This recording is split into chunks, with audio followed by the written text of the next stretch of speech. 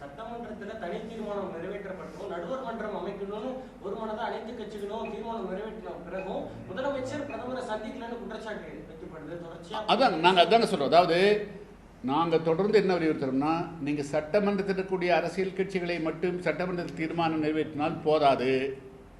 தமிழ்நாட்டில் சட்டமன்றத்துக்கு வெளியேயும் எண்ணற்ற அரசியல் கட்சிகள் இருக்கின்றன, விவசாய சங்கங்கள் இருக்கிறது, சமூக ஆர்வலர்கள் இருக்கிறார்கள். எல்லோரையும் அழைத்து எல்லோருடைய ஒப்புதலோடு எல்லோரையும் அழைத்து கொண்டு டெல்லி சென்று பாரத பிரதமர் அவருக்கு அழுத்தம் கொடுத்தால்தான் இது நம்முடைய உரிமை பெற முடியும். அதே போல காவிரி வேளாண் வாரியத்திலும் முறையிடணும், அதே போல சுப்ரீம் கோர்ட்டுக்கும் போகணும்.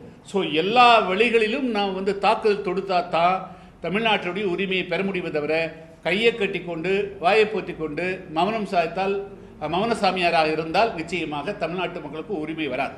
அடுத்த மாதம் கர்நாடக முதலமைச்சர் சந்திக்க போறாரு சொல்றாங்க. முதலமைச்சர் இது குறித்து பேச போறாரு இல்ல, அந்த முயற்சி தவறானது. விஜய் அவர்கள் சட்ட ரீதியாக சட்ட ரீதியாகத்தான் தீர்க்கணும். பேச்சுவார்த்தையின் மூலமாக இது தீர்க்க முடியாது.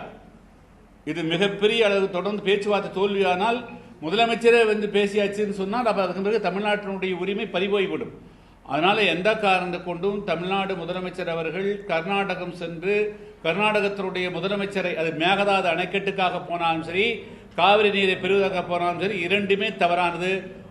தமிழ்நாடு அரசு உச்சநீதிமன்றத்தை அணுக வேண்டும், காவிரி நதிநீர் மேலாண்மை வாரியத்தை, அதே போல ஒழுங்காற்று ஆணையத்தான் அணுக வேண்டும். தவிர இந்த விதமான பசப்புதான பேச்சுவார்த்தைகள், அரசியல் ரீதியாக லாபம் தரக்கூடிய பேச்சுவார்த்தைகளை தவிர்க்க வேண்டும்.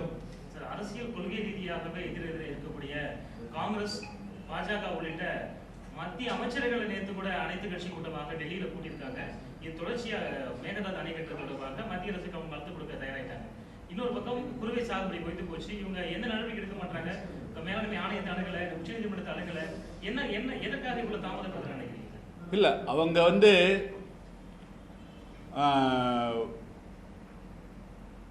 ஏதோ வாராது வந்தது போல பதவிக்கு வந்துட்டோம், மத்திய அரசையும் பகைக்கூடாது, அந்த அண்டை மாநிலம் பகைக்கூடாது என்று ஒரு நிலைப்பாட்டை, தவறான நிலைப்பாட்டை எடுக்குகிறார்கள்.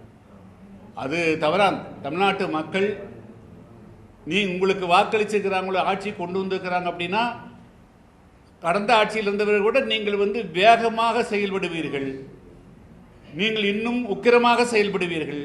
தமிழ்நாட்டு உரிமையை கடிதம் எழுதாமல் நீங்கள் போராடி திரைப்படத்தில் எப்படி வாழெடுத்து சண்டை போட்டு நீங்கள் வெற்றி பெறுகிறோ அதே போல இங்கே மக்களுடைய ஆதரவோடு நீங்கள் மத்திய அரசை கடுமையாக சாடி மாநில அரசோடு சண்டை போட்டு உரிமை பெற்று குறிப்பிட்டிருந்ததாக தான் ஆட்சி கொடுத்துக்கிறாங்க.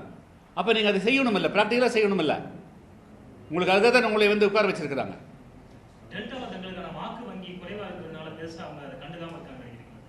அதுவும் ஒரு காரணமாக இருக்க வாய்ப்பு இருக்கிறது. ஆனால் இப்படியெல்லாம் அரசியல் செய்யக்கூடாது. ஒரு பகுதியில் தனக்கு வாக்களிக்கலன்னு சொன்னால் அவங்கள பழி வாங்கிறது, இது delta it is not issue of ஒரு 3 மாவட்டத்தினுடைய பிரச்சனை கிடையாதுங்க. இது தமிழ்நாடு, ஒட்டுமொத்த தமிழ்நாட்டினுடைய நெற்களஞ்சியம் அது.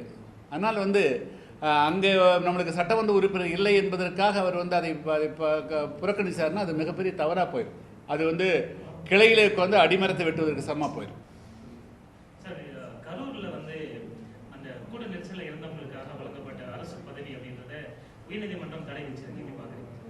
நான் ஏற்கனவே முதலே சொல்லிட்டேன், அரசனையில் ஸ்வீட் செய்யக்கூடாதுங்கிறது ட்வீட் போட்டேன்.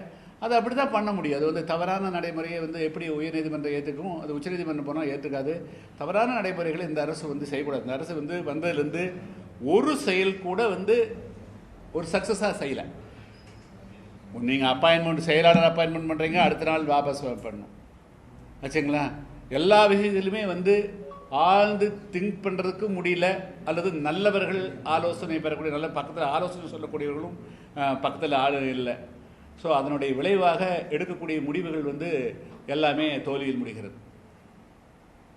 பிளே ஸ்டோர் மற்றும் ஆப் ஸ்டோரில் இருந்து பாலிமர் செயலியை QR கோடு மூலம் பதிவிறக்கம் செய்யுங்கள். செய்திகளை உடனுக்குடன் பெறுங்கள்.